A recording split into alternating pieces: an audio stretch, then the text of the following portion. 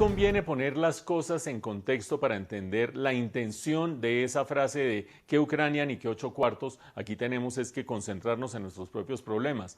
Hay que ser justo y recoger el pedazo del discurso en el que estaba Gustavo Petro en ese momento en el departamento de Bolívar.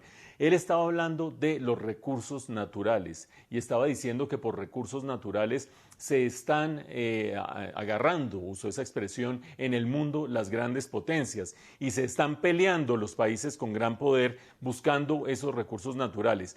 Allí trajo a colación esa idea que ha sonado en redes sociales y por parte de algunos políticos que dice que si Colombia debería mandar tropas a Ucrania. Es decir, no estaba evadiendo en ese momento algún tipo de interrogante sobre cuál es su posición frente a Ucrania, sino trayendo a colación ese hecho en medio de una reflexión de tipo económico sobre los sectores energéticos.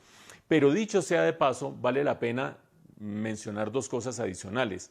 La primera de ellas: quien crea que Colombia debe mandar tropas a Ucrania, no solamente creo que está pensando de manera absolutamente desproporcionada, sino que además ni siquiera ha contemplado la realidad de la geopolítica internacional en este momento. Recuerden ustedes, Colombia es socio de la OTAN, no miembro de la OTAN. Por lo tanto, no tiene el mismo estatus, las mismas obligaciones, los mismos deberes de los miembros en propiedad de la OTAN, sino que es un estatus muy inferior al de los miembros de la OTAN. Pero agréguenle un elemento: ni siquiera los miembros de la OTAN están pensando en meterse a Ucrania. ¿Por qué? Porque Ucrania no es miembro de la OTAN. No hay un tratado de asistencia militar recíproca entre los países miembros de la OTAN y Ucrania. Por lo tanto, si ni siquiera los países miembros de la OTAN están pensando en meterse a Ucrania, ¿a quién se le ocurre que vamos a mandar tropas colombianas a Ucrania? ¿A son de qué? Ni siquiera la institucionalidad internacional y la geopolítica internacional daría pie para esa posibilidad.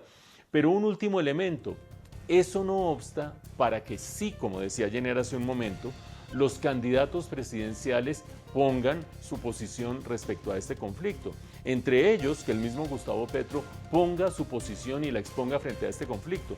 No diciendo que el problema es el hambre de Colombia y qué sé yo, que lo sabemos y es parte de su plataforma y demás, sino fijando una posición, no solo él, sino todos los precandidatos a estas alturas. ¿Por qué? Porque una de las cosas que más ha sorprendido de Gustavo Petro es su capacidad de desarrollar relaciones internacionales y agenda internacional siendo todavía precandidato. Es decir, es un tema al que no le huye, es un tema con el que tiene posición, es un tema en el que tiene contactos, como para no sacarle el cuerpo ahora a ver si verdaderamente admite que Rusia invada Ucrania o si por el contrario se va a pronunciar en contra de Rusia siendo precandidato ante la eventualidad de lo que pueda venir después de las elecciones.